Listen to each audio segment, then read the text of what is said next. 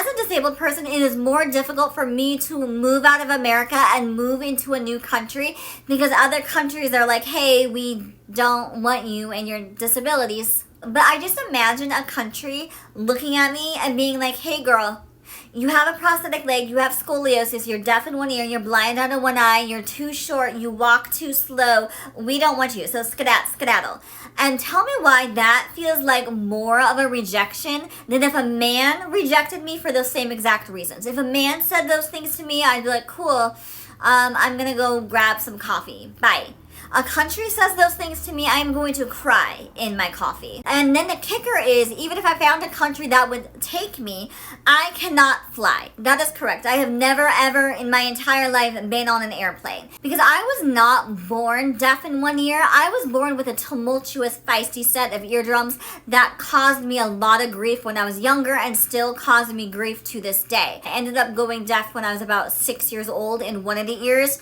And I've had different doctors tell me different things. I had my doctor as a childhood tell me that I could never fly. He practically made me give him a blood oath that I would never fly. And then as I got older, I had different ear doctors that were like, you should be able to fly with a pressurized earplug. Give it a try. But yet when they do examinations and when they do hearing tests, there's some weird anomalies that they can't quite explain. Then they backpedal and they're like, hey, fly at your own risk. You could potentially get in that plane, have excruciating pain, the eardrum in your good ear could explode, rupture, and you could lose hearing in that ear and become deaf in both ears. So fly at your own risk. And I have chosen not to take that risk. So Canada and Mexico are my easy outs, if they would even take me with all my disabilities.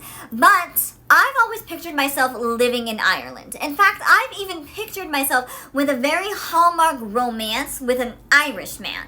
But to get to Ireland, I would have to take a sea voyage. That is correct. I just get on a ship, take a long sea voyage to Ireland.